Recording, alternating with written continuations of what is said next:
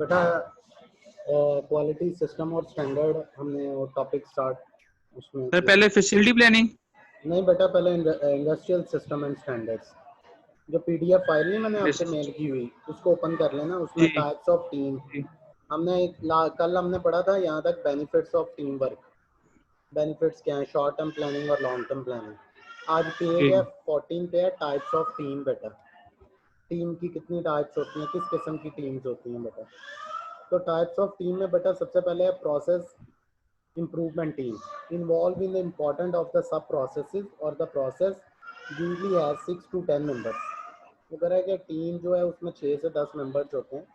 disbanded when the objective is reached may include the local supplied and customer depending on the location। और ये objective पे depend करता है कि आपने कितने नंबर ऑफ मेंबर्स लेने हैं और किस तरह काम को जो है डिस्ट्रीब्यूट करना है, डिवीजन करनी है वर्क की। इसमें आपके लोकल सप्लायर भी आ जाते हैं और कस्टमर भी आ जाते हैं, जो आपकी लोकेशन के ऊपर डिपेंड करते हैं बेटा। दूसरा है बेटा क्रॉस फंक्शनल जी team. Sir. Cross functional team में बेटा 6 to 10 मेंबर्स होते हैं। टेम्परेरी टीम होती है। Members are top management level from various functional area of the management. यानी कि जो क्रॉस फंक्शनल टीम होती है उसमें स्पेशलिटी होती है लोगों की, उसमें डिफरेंट फील्ड्स के लोग होते हैं। टॉप मैनेजमेंट में कुछ मार्केटिंग के होते हैं, कुछ फाइनेंस के होते हैं बेटा, कुछ आईटी के होते हैं। Discuss the complex problems and break down into a smaller parts to refer into a various departmental team for further solution। और ये जो टॉप मैनेजमेंट होती है ये बड़े कॉम्प्लिकेटेड जो प्रॉब्लम्स हैं उनको रिजॉल्व करने के लिए होती है, और वो जो डिसीजंस लेते हैं उन डिसीजंस को बेटा फर्दर आगे जो है वो आगे कह लें कि डिसेमिनेट कर देते हैं मुख्तलिफ डिपार्टमेंट को, ताकि उसके ऊपर फर्दर जो है रिसर्च हो सके, फर्दर उसका सोल्यूशन जो है फाइंड आउट किया जा सके। तीसरा है बेटा natural work team. Natural work team में क्या है जी, not voluntarily and total work unit is a part of the team. ये वो इसमें वॉलंटियर्स नहीं होते, बल्कि ये टोटल पार्ट जो है वो टीम के ऊपर ही डिपेंड करता है। और मैनेजर इनका मेन पार्ट होता है टीम का, क्योंकि उसने उसको लीड करना होता है। और मैनेजमेंट जो जी है select the project to improve. Manager must also ensure that the entire team is comfortable with each other. और मैनेजर ने इस चीज़ को इंश्योर करना होता है कि कहीं मेरी जो टीम है उसमें आपस में लोगों के इख्तलाफात तो नहीं है, लोग एक दूसरे को लेग पुलिंग तो नहीं कर रहे, क्या सारे लोग मिलके काम कर रहे हैं। ये ना हो कि लोग एक दूसरे कोई जो है एक दूसरे की टांग खींचने में बेटा जो है ऑर्गेनाइजेशन का अपना नुकसान तो करेंगे ही, ऑर्गेनाइजेशन का नुकसान भी कर ही जाएंगे जी बेटा। उसके बाद है बेटा सेल्फ डायरेक्टेड और self management manage team work, extension of the natural work team. But here the group of the individual is empowered not only to do work but manage it। not no manager will present but a coordinator which will be normally rotated among the members will be appointed। additional responsibilities of the team hiring। जो additional responsibilities होती हैं team को higher करना, किसी को dismissal करना यानी fire करना, परफॉर्मेंस वैल्यूएट करना, कस्टमर रिलेशनशिप को मेंटेन रखना, सप्लायर रिलेशन को मेंटेन रखना, और रिकॉग्निशन करना रिवॉर्ड्स और ट्रेनिंग्स की। ये सारा का सारा जो है ये भी टॉप मैनेजमेंट टीम ही करती है बेटा। आगे नेक्स्ट है बेटा करेक्टरिस्टिक्स ऑफ सक्सेसफुल टीम। एक अच्छी टीम की क्या क्वालिटीज़ हो सकती हैं, एक अच्छी टीम की खसूसियात क्या हैं बेटा। उसमें सबसे पहला है sponsor. In order to have effective liaison with quality council. अगर आपने एक अच्छा रिलेशनशिप बिल्ड करना है क्वालिटी काउंसिल के साथ और एक अच्छा बेटा जो है इफेक्टिव लिजन बिल्ड करना है, there should be a sponsor. There should be a sponsor. The sponsor is a जी person from the quality council. और जो स्पॉन्सर होता है वो किसी भी पर्सन में क्वालिटी काउंसिल में होता है। He is to provide a support to be the organisation. और ये प्रोवाइड करता है सपोर्ट किसी भी ऑर्गेनाइजेशन को। स्पॉन्सरशिप में बेटा वो जो पैसे पुट करते हैं, आप कोई भी फंक्शन सेमिनार ऑर्गेनाइज करते हैं तो मुख्तलिफ ऑर्गेनाइजेशन उसके ऊपर पैसा लगाती है, जैसे पेप्सी कोक वगैरह। ये मैचेस होते हैं जी आपके वर्ल्ड कप वगैरह, आपको पता है जी सारा पैसा जो है वो पैसा ये पेप्सी लगाता है, कोक लगाता है। इवन कि ये जो जी PSL होता है उसमें सारी की सारी स्पोर्ट जो है HPL बैंक की होती है, आपने देखा होगा। ये PSL जी नहीं सर। होते T20 जो है।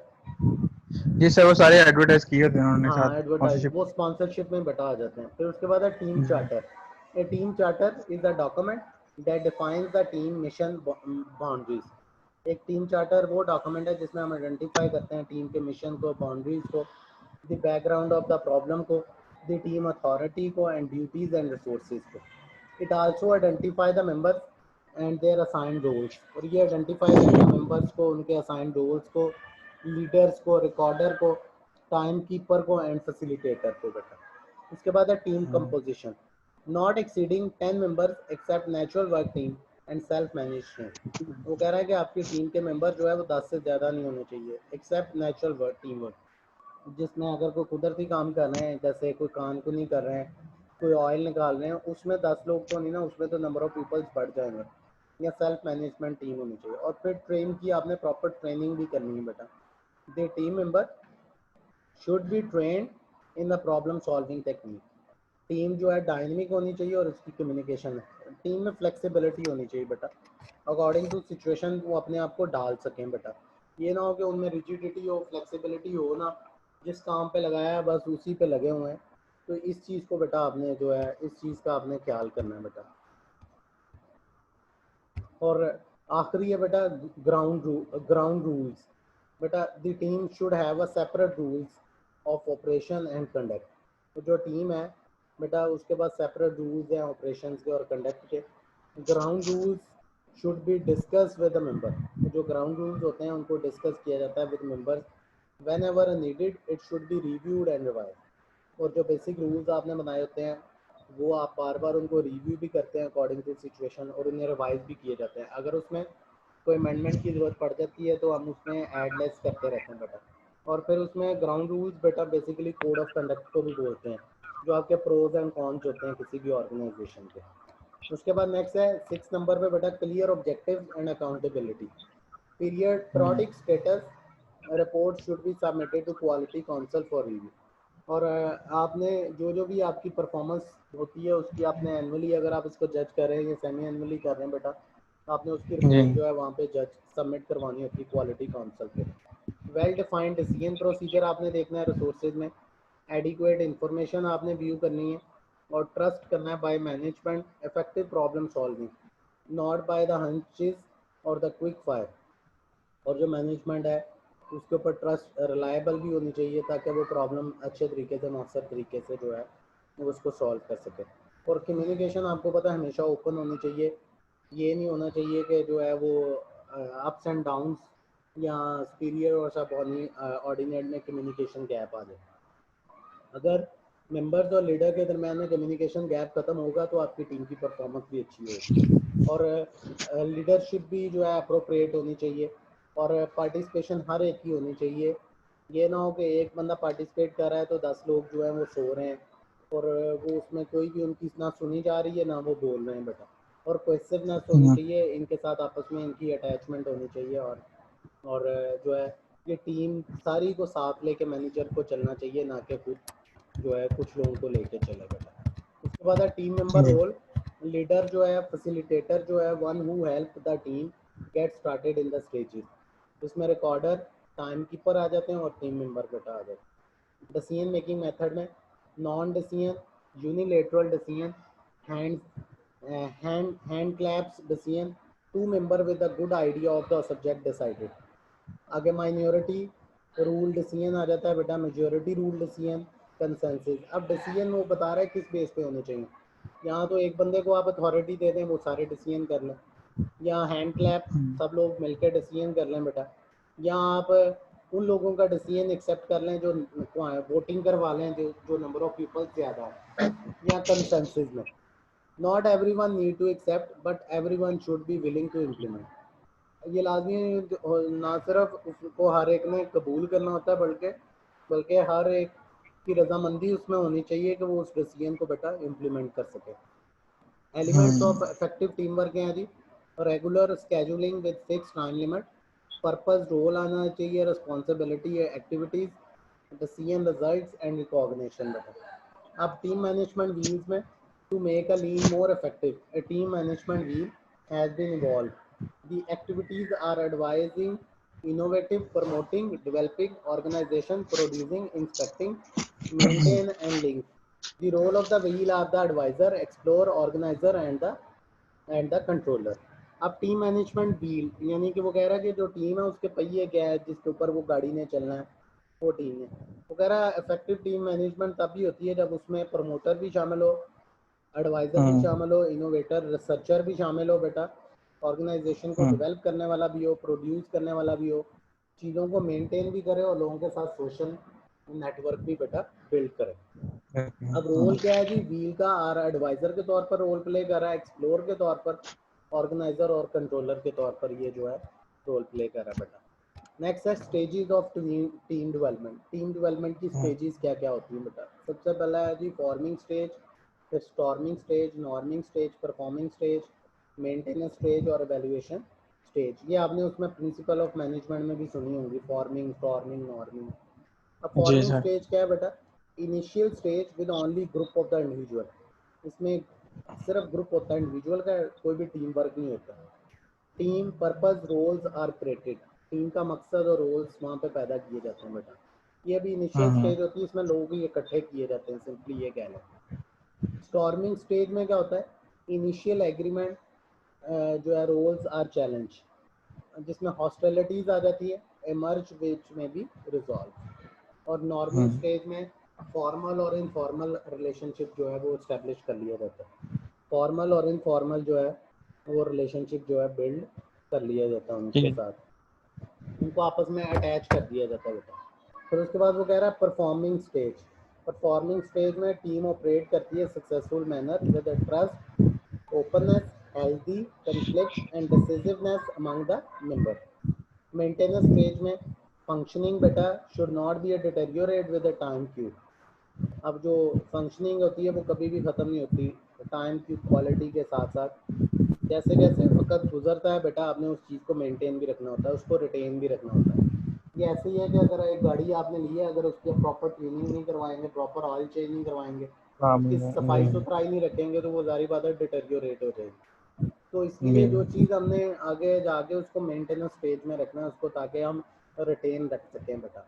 और एट द एंड बेटा जो स्टेज होती है डेवलपमेंट में वो है वैल्यूएशन स्टेज, जिसमें हर एक की इवन के इंडिविजुअल भी और टीम की परफॉर्मेंस को भी इवैल्यूएट किया जाता है, ताकि हमें पता लगे कि जो हमने टारगेट या बेंचमार्क डिसाइड किए हैं क्या वो ठीक तरीके से अचीव हो रहे हैं या नहीं हो रहे, क्या हमारी टीम जो है वो राइट वे में मूव कर रही है या नहीं कर रही, क्या हमारी टीम जो है वो प्रॉपर जो है उसमें जो है वर्किंग कर रही है या नहीं कर रही। तो अगर तो हम अच्छे अपने टारगेट्स और रिजल्ट्स अचीव कर लेते हैं बेटा, तो मतलब कि हम जो है हम डेवलपमेंट की तरफ, ग्रोथ की तरफ जा रहे हैं। अगर उनको डेवलप नहीं करते तो मतलब हम डाउन साइड में मूव कर रहे हैं। यहाँ तक ठीक है बेटा, कोई प्रॉब्लम? जी सर, क्लियर सर।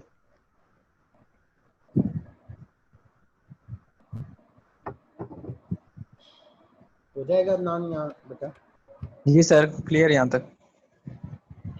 अच्छा बेटा, 10 कॉमन पीपल प्रॉब्लम्स, 10 लोगों की मिलती जुलती, वो कह रहा है क्या मसले थे। ये मुख्तलिफ साइंटिस्ट के नाम लिखे हुए हैं जिनके एक ही मसला था डेवलपमेंट के ऊपर, जिसमें क्या है जी, फ्लॉन्ड्रिंग, ओवर बेयरिंग पार्टिसिपेंट, पार्टिसिपेंट की तादाद ज़्यादा हो जाना बेटा, या कोई पार्टिसिपेंट उसमें से ज़्यादा डोमिनेंट हो जाता है, मैनेजर से भी ज़्यादा डोमिनेंट, या कुछ पार्टिसिपेंट ऐसे हैं जो शाय होते हैं, रेलुक्लेंट होते हैं, हिचकिचाते हैं, सवाल पूछने से शर्माना, कोई बात करने से शर्माना, काम करने में, unquestioned acceptance of opinions as a fact. और आप कोई भी राय दे रहे हैं, अगर उसके ऊपर क्वेश्चनिंग नहीं है, कोई जो है बेटा उसके ऊपर क्रिटिसिज्म नहीं है, तो वो भी डिसीजन बेटा ठीक नहीं होता। और रश टू अकॉम्प्लिश, आप उसको फोर्स करें किसी भी काम को करने के लिए अपनी टीम को, एट्रीब्यूशन देखनी है, डिस्काउंट्स को देखना है, एंड फ्लॉप्स और वंडरलास्ट फ्यूडिंग टीम मेंबर्स। यहाँ टीम मेंबर्स को आपने डिसएमिनेट करना है, किसी को बहुत फेवर दे देनी, किसी को बिल्कुल फेवर नहीं देनी, किसी को खींच के रखना है, कोई बहुत बॉस के करीब है, कोई बॉस के बिल्कुल भी करीब नहीं है बेटा। तो ये 10 कॉमन पीपल प्रॉब्लम थी जो हर एक को वहाँ पे फेस करनी पड़ी थी, और हर एक को वहाँ पे ये प्रॉब्लम्स आई।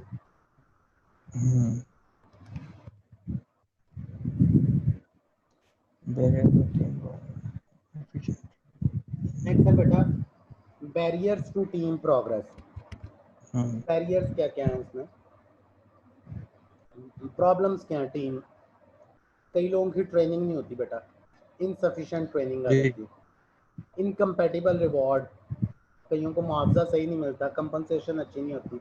एक बंदे से 12 घंटे हाँ, काम करवाते हैं और उसको सैलरी 10,000 देते हैं, ये नाइंसाफी है ना।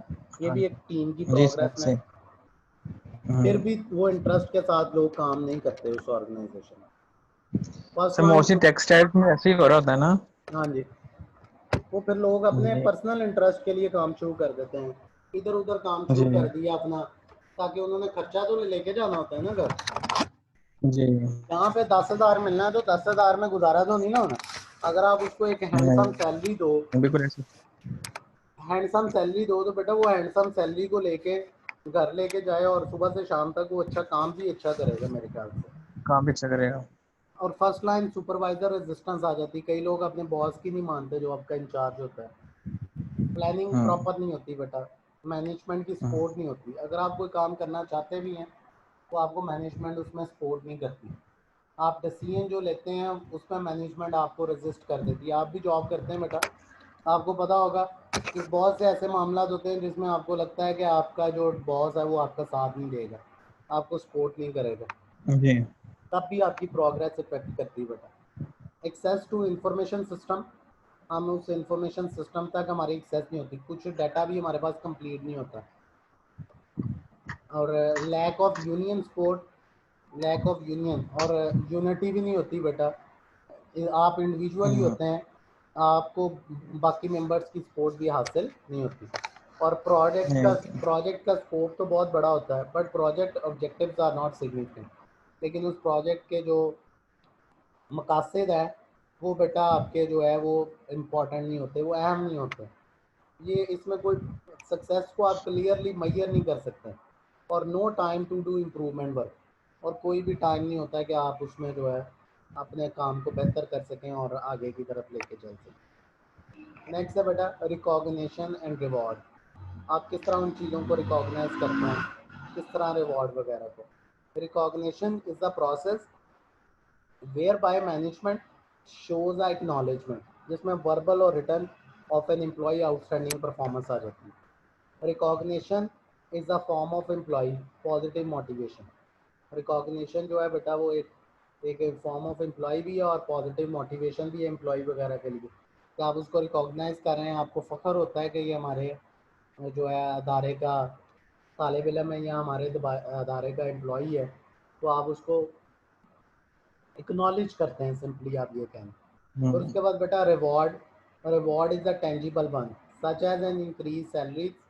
आप अपने एम्प्लॉयज़ की सैलरी टीम की बढ़ा दें, कमीशन उनको अच्छी दें, कैश बोनसेस दें, शेयरिंग में उनका हिस्सेदार बनाएं उसको, कि जितने तुम नंबर ऑफ शेयर बेचोगे पर शेयर के हिसाब से तुम्हें उसके ऊपर बोनस भी मिलेगा, इंसेंटिव मिलेगा बेटा। To promote the hmm, desirable behaviour, it can be even threat theatre ticket, और उसको एंटरटेनमेंट के लिए आप थिएटर टिकट दें, वीक में एक आधा कोई एंटरटेनमेंट जो है उसकी फैमिली को प्रोवाइड करें उसको। कोई साल में एक आधा जो है अच्छी परफॉर्मेंस वाले बंदे को आप जो है दुबई का या किसी भी फॉरेन कंट्री का टूर अरेंज करके दें, ठीक है ना, ताकि वो बंदा जो हम्म, है वो इन फैसिलिटीज़ को देखते हुए मोटिवेट हो बेटा। या डिनर को प्लान करें और स्मॉल कैश अवार्ड या छोटे छोटे जो है उन्हें जो है उनकी परफॉर्मेंस के ऊपर उन्हें अवार्ड देते रहें कैश की फॉर्म में। The employees are recognized to improve their morale, show the company appreciation for the better performance, create satisfied and motivated workplace, and stimulate the creative effort. और ये स्टिमुलेट करती है आपकी क्रिएटिव एफर्ट्स को बेटा। यहाँ तक क्लियर है नाम। Yes sir. उसके बाद वो बेटा कह रहा है कि अवार्ड रिवॉर्ड कितनी किस्म के होते हैं, दो किस्म के हैं, एक है इंट्रिंसिक और एक है एक्सट्रिंसिक रिवॉर्ड। एक्सटेंसिव।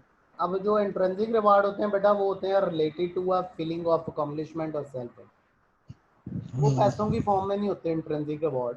वो एक सेटिस्फेक्शन है, ये है कि आप अच्छा काम कर रहे हो तो मैं कहता हूँ जी अदनान बेटा आपने बहुत अच्छा काम किया, शाबाश बेटा, excellent, keep it up.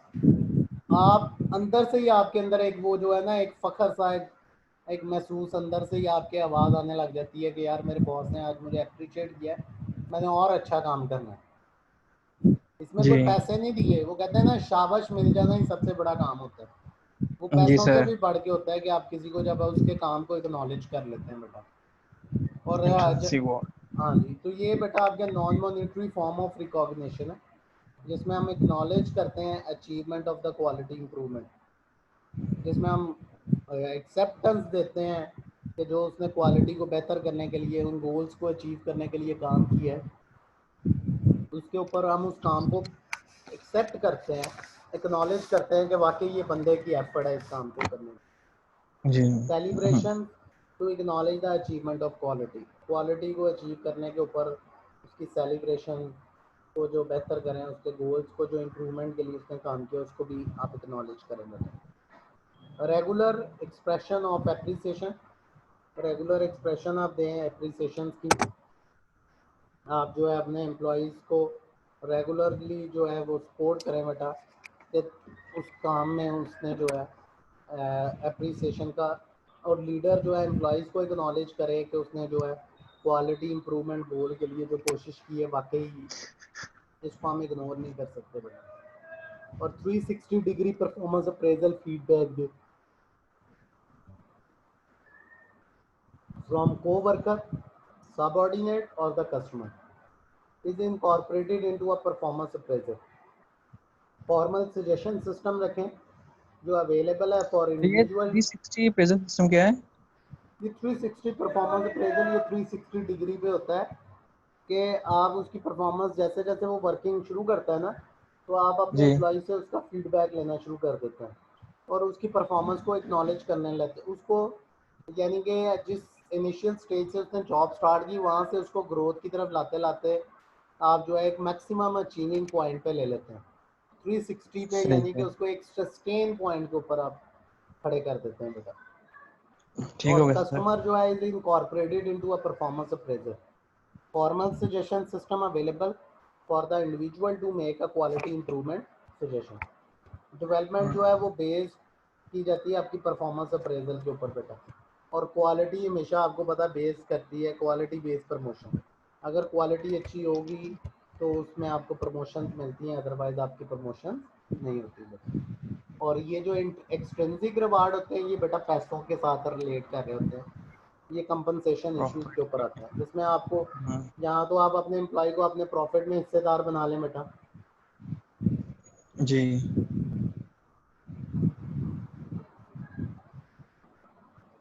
Game game sharing आप शेयरिंग। कर लें बेटा, कि उनको आप जो है बेहतर कर सकते हैं।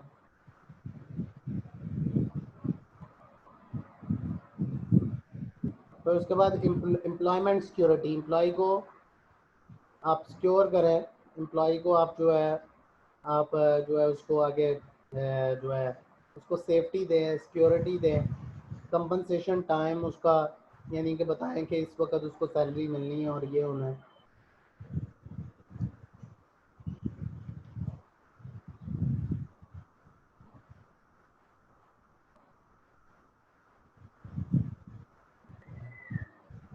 इंडिविजुअल बेस्ड परफॉर्मेंस आप जो है उस सिस्टम को बेहतर रखें, और क्वालिटी बेस्ड परफॉर्मेंस अप्रेजल और क्वालिटी की बेस पे भी उनकी परफॉर्मेंस को एक्नॉलेज करें आप। ठीक है बेटा, यहाँ तक क्लियर है? जी सर। जी। जी उसके सर बाद वो क्लियर। कह रहा है Steve Smith 20 different way to recognise the employees. आप अपने एम्प्लॉयज़ को रिकॉग्नाइज करने के लिए, एक साइंटिस्ट है उसने क्या क्या दिए गए, आप अपने एम्प्लॉयज़ को एक्नॉलेज, उसका शुक्रिया किन अल्फाज में अदा कर सकते हैं, सिंपल वर्डिंग में ये जी। आप कह लें। उसने कहा जी सबसे पहले तो उसको थैंक्स लेटर भेजें जहाँ पे पॉसिबल हो, जी। कि उसका शुक्रिया अदा करेंगे वाकई ये तुमने काम जो है, या मैसेज भेज दें।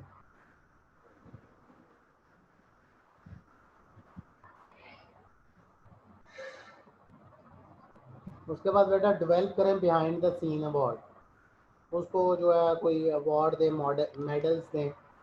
Best idea of year booklet, तो उसने अच्छा आइडिया दिया, उसको टॉप ऑफ द ईयर कोई बुकलेट गिफ्ट कर दें बेटा।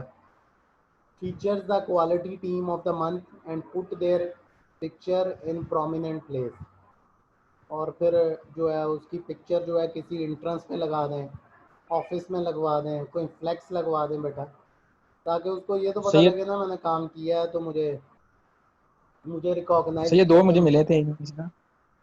क्या? जैसे मुझे ना इन्होंने मग दिया था नेस्ले ने, मैंने आइडिया पेश किया था ना एक जी ऑनलाइन जी टैबलेट सिस्टम का। जी। जी जी, बोलें बोलें। वो उन्होंने सर मुझे एक यूएसबी और इसमें मग दिया था, उसके ऊपर पिक्चर लगा के मेरी।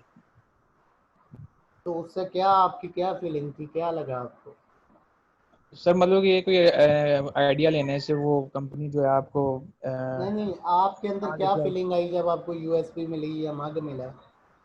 बहुत खुशी हुई थी सर जी कि एक छोटा सा आइडिया था जो प्रूव हुआ था, तो तो जिसकी बेस पे आपके कंपनी ने आपकी क्या फीलिंग्स बिल्ड हुई थी उस ऑर्गेनाइजेशन के बारे में? क्या आप उस कि मतलब ऑर्गेनाइजेशन? कि जी उस मजीद आइडिया लेके आए हैं कोई कंपनी, क्योंकि आपको चांस देती है आगे निकलने का। आप मजीद आइडिया यानी लेके कि आएंगे आप तो कंपनी मोटिवेट आपको ही हुए थे ना, बिल्कुल चांस। जी डिसअपॉइंट तो नहीं हुए मोटिवेट थे? किया है जी सर। तो बेटा ये चीज़ें मोटिवेट करने के लिए होती हैं। जी honours peers by recognition them, allow the people to attend meeting in your name when you are not available। और लोगों को अलाउ करना कि आप मीटिंग अटेंड करें जब आपका बॉस अवेलेबल नहीं है। Involve the team with external customer and supplier by visiting them। फिर इनवाइट करना अपने टीम को फॉर कॉफ़ी और लंच के लिए जब भी पॉसिबल हो। Create a visibility, will display posters picture to thank the contribution of the employee. फिर क्रेडिट आपने देना टीम को to higher authorities when their ideas are accepted. Take interest in employee development, और एम्प्लॉय की development, employee की promotion के लिए आप खुद दिलचस्पी आपको लेनी चाहिए। Get the team picture in company newspaper, और टीम की पिक्चर भी एक कंपनी के न्यूज़पेपर में लगी होनी चाहिए।